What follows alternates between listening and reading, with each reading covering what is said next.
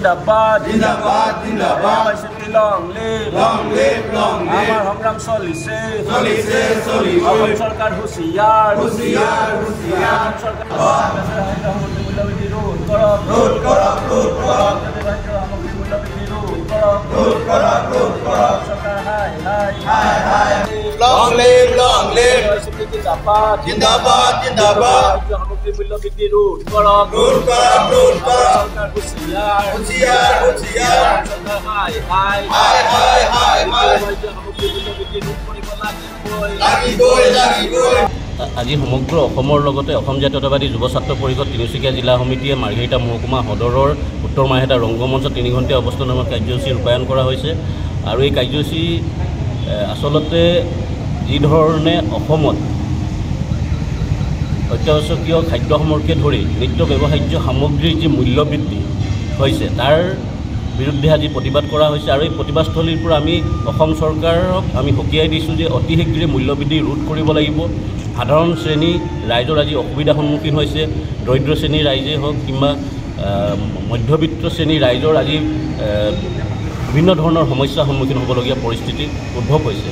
গতিকে যি ধৰণে আচলতে অসম চৰকাৰখনে মূল্যবৃদ্ধিৰ ওপৰত গুৰুত্ব আৰোপ কৰিব লাগিছিলে তেনেধৰণে গুৰুত্ব আৰোপ নকৰাৰ ফলতে আজি সাধাৰণ শ্ৰেণীৰ ৰাইজ জীয়াতু ভুগিবলগীয়া পৰিস্থিতি হৈছে। গতিকে আমি এই প্ৰতিবাদস্থলীৰ পৰা অসমৰ মুখ্যমন্ত্ৰী ডাঙৰীয়াক আমি আহ্বান জনাইছোঁ অতি শীঘ্ৰে মূল্যবৃদ্ধি ৰোধ কৰক।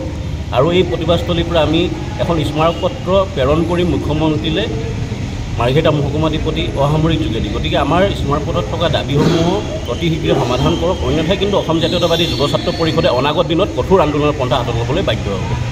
তিনিচুকীয়া জিলা সমিতিয়ে মাৰ্ঘেৰিটা মহকুমা সদৰৰ উত্তৰ মাৰ্ঘেৰিটা ৰংগমঞ্চ 3 ঘণ্টীয়া অৱস্থান ধৰ্মত কাৰ্যসূচী ৰূপায়ণ কৰিছে।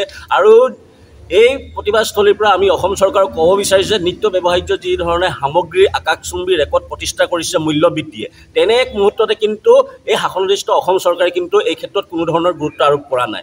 আচলতে একাংশ ব্যৱসায়িক তেখেতসকলে ৰঙা দলিচা পাৰি দিছে তেখেতসকলৰ ব্যৱসায় কৰিবলৈ, আৰু এই ব্যৱসায় মহলে কিন্তু নিজাববীয়াকৈ তেখেতসকলে কিন্তু মূল্যবৃদ্ধি কৰিছে। আৰু তাৰ ক্ষেত্ৰত কিন্তু আমাৰ জনসাধাৰণ খাতি খোৱা শ্ৰেণীৰ ৰাইজ কিন্তু আজি জীয়াতু ভুগিবলগীয়া পৰিস্থিতি উদ্ভৱ হৈছে।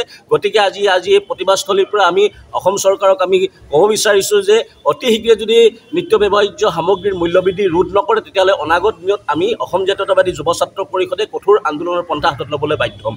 আৰু এই প্ৰতিবাদস্থলীৰ পৰা আমি মাৰ্ঘেৰিটাৰ মহকুমাধিপতি অসামৰিকৰ যোগেদি অসমৰ মুখ্যমন্ত্ৰী ডাঙৰীয়ালৈ আমি এখন স্মাৰকপত্ৰ প্ৰেৰণ কৰিম। আৰু এই স্মাৰকপত্ৰত থকা আমাৰ দাবীসমূহ যদি অতি শীঘ্ৰে যদি সমাধান নকৰে তেতিয়াহ'লে কিন্তু অনাগত দিনত কিন্তু অসম জাতীয়তাবাদী যুৱ ছাত্ৰ পৰিষদে যিকোনো গণতান্ত্ৰিক আন্দোলনৰ পন্থা হাতত ল'বলৈ বাধ্য হ'ব বুলি আজি এই প্ৰতিবাদস্থলীৰ পৰা সকীয়াই দিছোঁ। আৰু অতি শীঘ্ৰে এই সমস্যাবিলাক সমাধান কৰক, অন্যথাই কিন্তু যুৱ ছাত্ৰ পৰিষদৰ আন্দোলনৰ মুখামুখি হ'বলৈ কিন্তু সাজু হৈ থাকক অসম চৰকাৰ।